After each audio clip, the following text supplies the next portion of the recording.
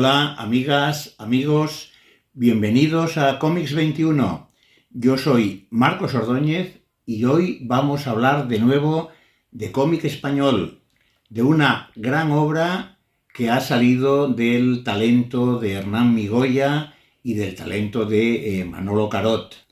Una revolución llamada Rasputín nos lleva a la Rusia zarista, justo en los días en que se acerca la revolución que lo cambiaría todo. El monje loco, Rasputín, despertará los recelos y el odio de la nobleza. Y en todo ese ambiente convulso conocerá a una niña, la que será la escritora Ayn Rand.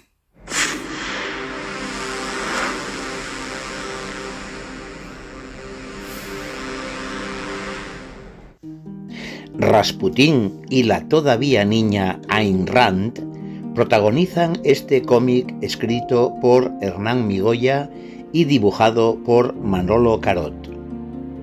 Rasputín fue el santón, el monje loco que atesoraba poder por su relación con la zarina. Aunque ayudaba a los pobres y a los judíos, se aprovechaba de su situación para disfrutar de una vida de placeres entre la lujuria y la fama. Su vida era una contradicción que le daba poder. Migoya une a los dos personajes a través de la ficción, Rasputín y Ayn Rand.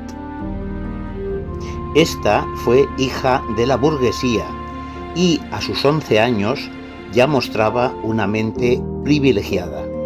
Años después odiaría el comunismo, marcharía a Estados Unidos y vendería una nueva idea, el individualismo contra lo colectivo, la lucha solitaria de cada individuo para triunfar en un mundo capitalista.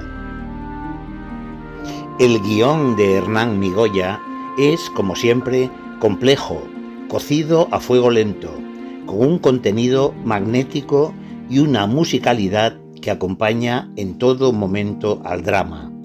Todo lo que dice no se podría decir mejor. En el lado gráfico, Manolo Carot nos muestra un paisaje único, el de unos meses convulsos que cambiarían la historia de Rusia. Sus personajes transmiten impulsos, sentimientos. Su color es rico y nos retrata la temperatura de unos personajes que actúan súbitamente, sin pensarlo. Esta es una obra magnífica, que rompe clichés y busca encontrar una verdad posible entre vidas desesperadas.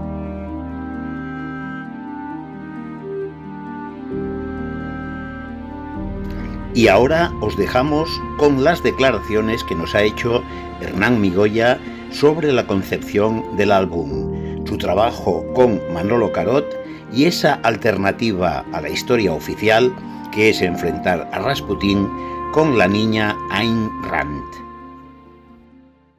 Yo, Manuel Carot, Manolo Carot, Man, para quien haya seguido su trayectoria desde hace tiempo, ¿no? Nos conocemos hace un montón de años, más de 2 décadas, cuando él empezó en la revista Kiss Comics haciendo cómics porno. Y siempre hemos colaborado ya como en, no sé, llevamos ya como 5 o 6 álbumes o sagas, quizá más, 6 o 7 series, ¿no? Yo básicamente soy un poco prostituta. Le escribo cuando él me avisa de que quiere un guión. Muchas veces el guionista el mismo o colabora con otros guionistas. En Francia es mucho más fácil colaborar con guionistas franceses que con españoles. Pero de vez en cuando, pues, cuando hay algún proyecto así que le parece que podemos hacer de nuevo un tándem interesante, me avisa, ¿no? En este caso fue así, con Rasputín. Él tenía ganas de hacer algo con esta figura histórica rusa y supongo que se sentía muy atraído por la estética, por el personaje, por la apariencia del personaje tan tremenda, ¿no?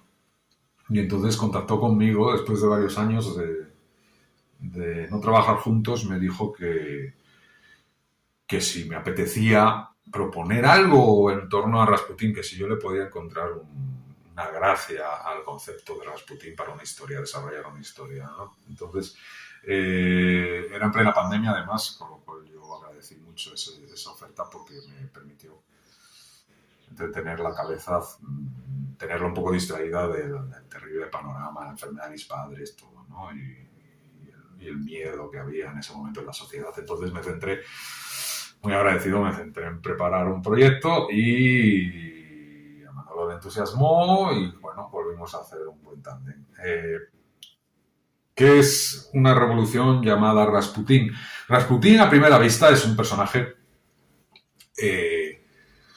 un poco muy controvertido, obviamente, y del cual quizá lo que a mí menos me interesaba es ese punto villanesco con el que ha sido volcado y adaptado y representado en la ficción, ¿no? Tanto en cine como en cómics, como en muchos medios de masas. Realmente este punto que tiene a los Charlie Manson como líder de una secta, rodeado de mujeres, bla, bla, bla, no me parecía tan interesante, así que empecé a investigar en biografías a ver a dónde me podía agarrar que me pareciera digno de explotar para una historia, ¿no? Que me pareciera un punto de partida guay, ¿no?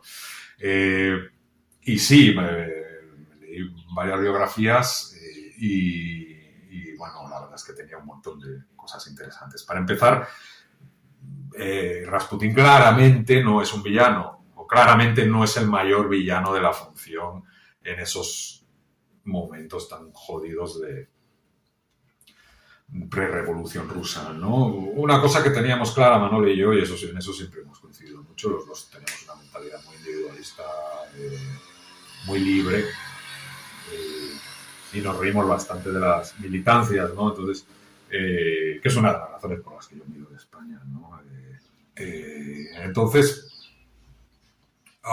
digamos que queríamos acercarnos a este material con una mente muy libre y sin bandos, sin hacer panfletos, que es algo que se valora mucho ahora en España. Los panfletos venden muy bien, pero no queríamos hacer eso, queríamos hacer una cosa más intentando entender a todos los bandos, ¿no? Por así decirlo. Y en este caso era súper interesante porque es justo la época más jodida prerevolucionaria, ¿no? Justo cuando la tensión está más grande entre los zares, con el pueblo que está pasando hambre totalmente, con los británicos que están presionando para que Rusia entre en la guerra, en la Gran Guerra, en la Primera Guerra Mundial, con los alemanes jodiendo también, bueno, los bolcheviques ya no te digo, ¿no? Con Lenin ahí pactando con Alemania y sabiendo que la guerra va a ser decisiva para que el pueblo reviente y apoye la revolución. Entonces era apasionante en ese sentido. Y bueno, las cosas que descubrí de Rasputín fueron muy interesantes per se, ¿no? Por ejemplo, pues que el tipo, sí, efectivamente era medio jefe de secta, era un santón, quieras que no, pues un santón pseudo-católico que al tipo pues le encantaba estar rodeado de mujeres y era un gran follador y estaba siempre rodeado de chicas de clase alta que se aburrían con sus maridos, ¿no? Con la nobleza, que era muy aburrida, obviamente. Pero curiosamente, ¿no? En algunas cuestiones era un adelantado a su época, era un tipo muy tolerante, ¿no? Era muy tolerante era un tipo que ayudaba, que recibía gratis a mucha gente que le pedía favores. Había ganado el favor de la zarina, salvándole la vida al heredero, ¿no? Al niño heredero. Y a partir de ahí, pues obviamente tenía una posición privilegiada dentro de la corte de los zares, y eso hacía que todo el mundo le pidiera favores y él ayudaba a los más pobres, era muy, muy igualitario en el sentido de que apoyaba a los judíos, apoyaba cuando el zar era súper antisemita y llevaba a cabo muchos progromos, ¿no? Apoyaba a prostitutas, apoyaba a la gente marginal. Entonces, digamos que en ese sentido sí había un filón moral interesante para dar dar una visión diferente a la habitual en los más media, ¿no? Por ejemplo, esta película terrible Kingsman, ¿no? La precuela, por así decirlo, con Ralph Fiennes. Es un actor que me encanta y la película está muy divertida, pero que dan una imagen de Rasputín que es totalmente, ya no falsa, sino tendenciosa y repulsiva, porque te da la impresión de que el villano es él, que él es un villano terrible, que le encantan los jovencitos y no sé qué y no sé cuánto, y que es reaccionario y no sé qué, y es todo lo contrario, él era muy liberal y el reaccionario era el tipo que conspiró para matarle, el aristócrata, y no solo era reaccionario, sino pedófilo. Ese aristócrata que sale reflejado, por cierto, en la película como un héroe. Entonces, digamos que, bueno, convertir un pedófilo en un héroe, pues también tiene su delito, ¿no? Por así decirlo, pero Hollywood es así. Entonces, investigando sobre Rasputín, pues descubrí esas cosas. Fue interesante también esa presión de los británicos que estaban obsesionados con que Rusia entrara de su bando contra Alemania. Y el pacifismo les sobraba a Rasputín porque era pacifista, él no quería la guerra. Cosa que también me parece muy interesante, ¿no? En esa época en que todo el mundo pensaba que las guerras eran inevitables y no solo que eran inevitables, sino que eran buenas, ¿no?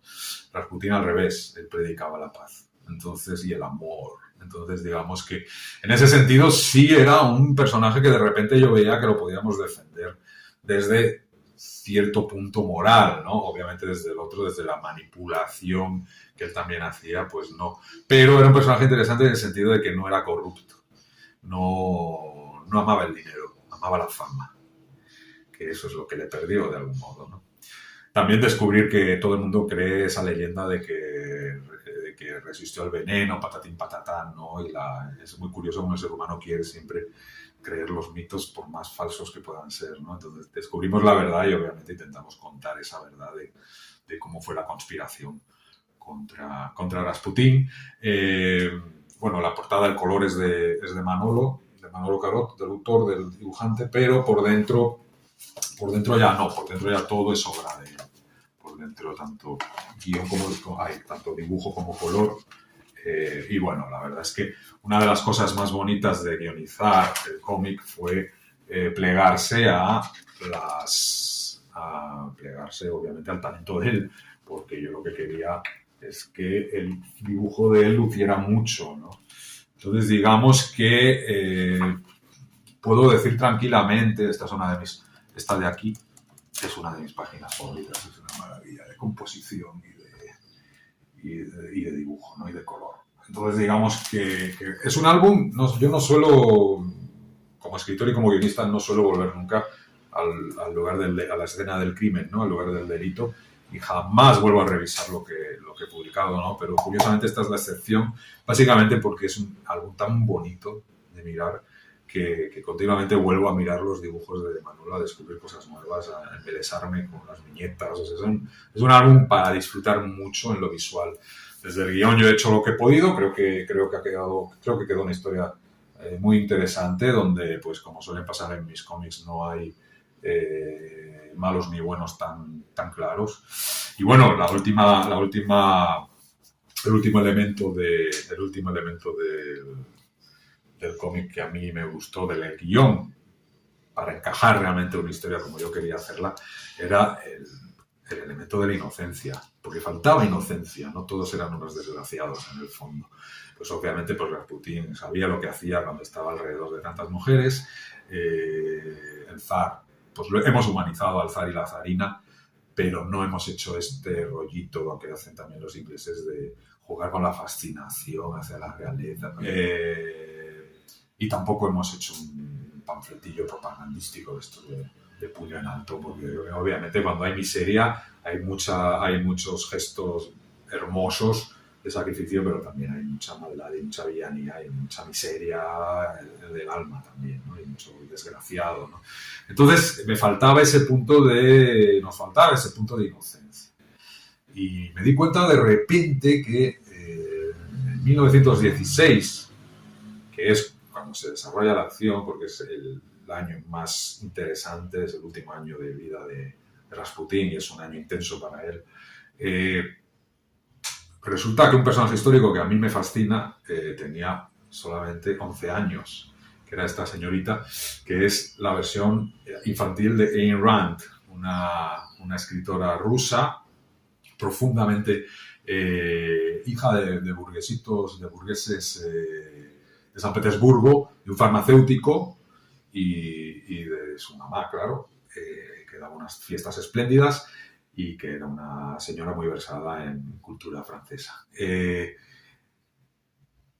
Eran una familia muy digna y un farmacéutico judío, además, que también tenía que padecer pues, ese racismo, ¿no?, de la sociedad rusa.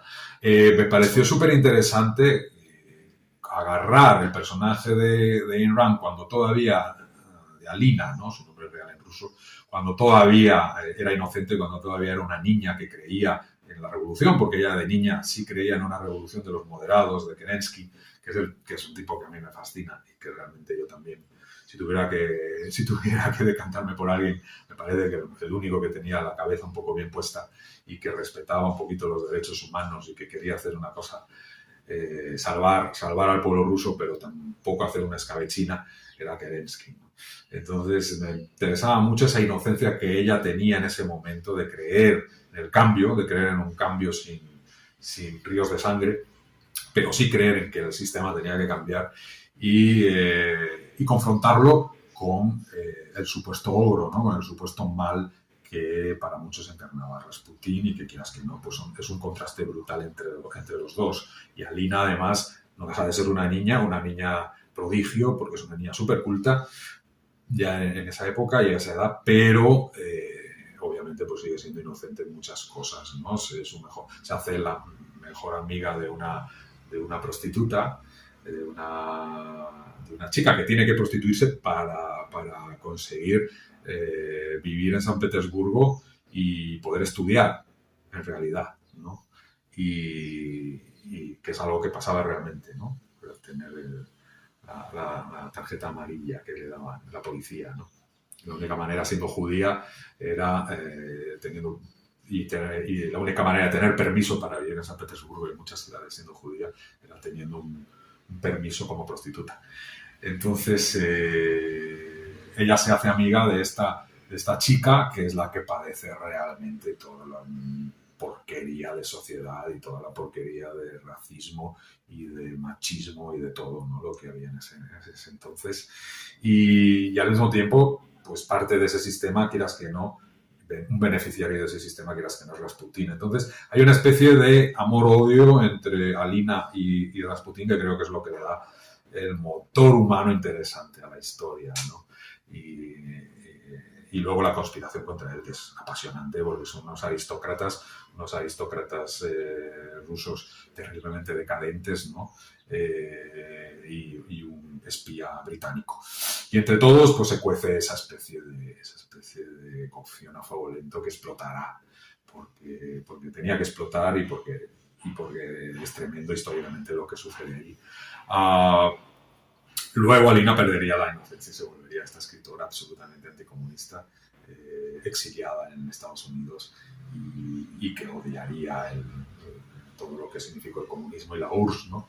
Y que escribió libros de ficción increíbles de individualismo, prácticamente es la inventora del libertarismo, a través de unos títulos, unos libros fantásticos dentro de su locura y su mesianismo desquiciado, porque llegó a desquiciarse en Rand. Pero las novelas son divertidísimas, sobre todo los que vivimos, que es una gran crónica de su época en San Petersburgo y de la hambruna que tuvo que pasar también cuando tuvo lugar la revolución.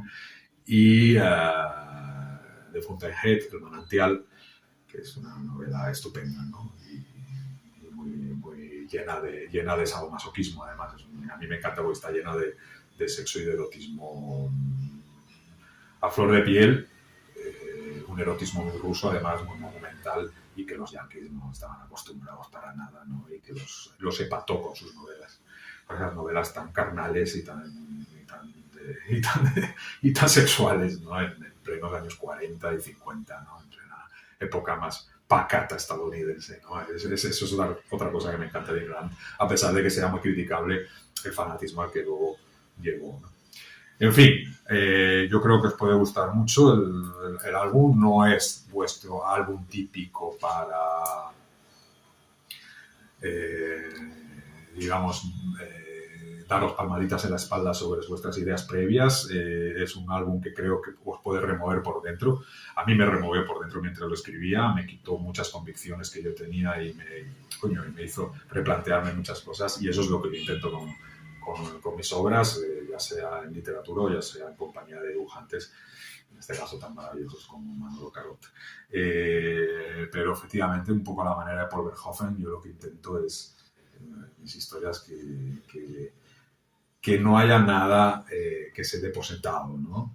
Ideológicamente o moralmente, sino que, hostias, el lector o la lectora se queda así como diciendo, mierda, estoy viendo cosas que a lo mejor no desearía ver, o estoy enfrentándome a cosas dentro de mí que a lo mejor no quería enfrentarme, pero creo que el arte un poco tiene que ser eso, ¿no?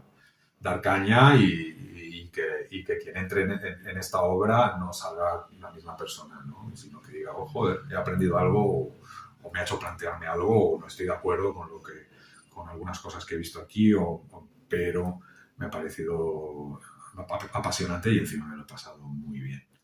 Esa es un poco la función de una revolución llamada Rasputin.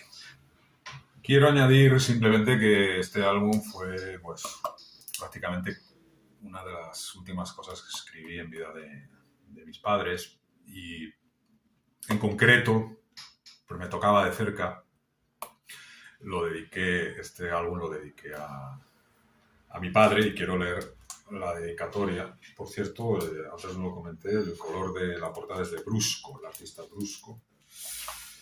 Y adentro hay unas dedicatorias, unas de Manolo Carot, a la gente que le ha influido, que yo creo entender quiénes son, aunque solo pone a veces abreviaturas de los apellidos, a todos los que me han ayudado a llegar donde estoy: Pere Oliver, Josep María Beá, creo que es, pero no sé si es José María Beroy, creo que es José María Beá, pero podría ser José María Beroy. Los dos son maravillosos y los dos podrían estar aquí perfectamente. Emilio Bernárdez, el editor de La Cúpula, Joan Navarro, el gran editor también de Glenat y de EDT, y luego unos señores franceses que yo sí no conozco: Christel H., Yves S., Eric C., Olivier G., J. y Frank M. Es un Manolo Carot, y mi dedicatoria creo que os puede resultar curiosa. Dice así: a mi padre, Marcelino Migoya Álvarez, quien realizó la proeza de ser al mismo tiempo comunista, estalinista y nacionalista de derechas, y de llevarlo con elegancia. Su ejemplo y su vida me enseñaron que hasta en el seno de los fanatismos ideológicos más horribles y contradictorios puede vivir de pie una persona buena. Bueno, para entonces mi padre ya tenía un Alzheimer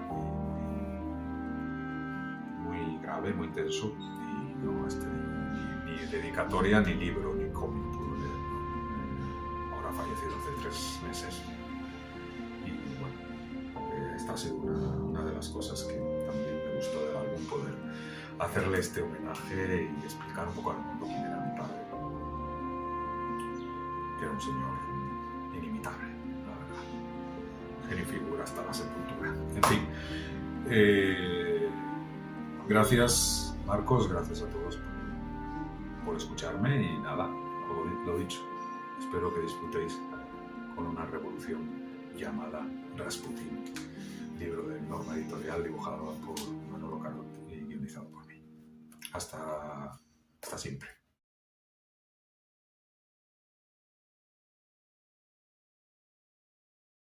Let's move ahead. How does your philosophy translate itself into the world of politics?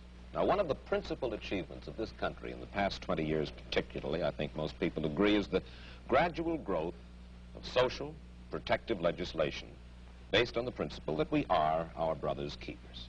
How do you feel about the political trends of the United States, the Western world? The way everybody feels, except more consciously. I feel that it is terrible, that you see destruction all around you, and that you are moving toward disaster until and unless all those welfare state conceptions have been reversed and rejected. It is precisely these trends which are bringing the world to disaster, because we are now moving towards complete collectivism or socialism, a system under which everybody is enslaved to everybody. And we are moving that way only because of our altruist morality. Yes, but you say everybody is enslaved to everybody, yet this came about democratically, and the free people in a free country voted for this kind of government, wanted this kind of legislation. Do you object to the democratic process? I object to the idea that people have the right to vote on everything. The traditional American system was a system based on the idea that majority will prevailed only in public or political affairs, and that it was limited by inalienable individual rights. Therefore, I do not believe that a majority can vote a man's life or property or freedom away from him. Therefore, I do not believe that if a majority votes on any issue, that this makes the issue right. It doesn't. All right. Then how do we arrive at action? How should we arrive at action? By voluntary consent, voluntary cooperation of free men, unforced. And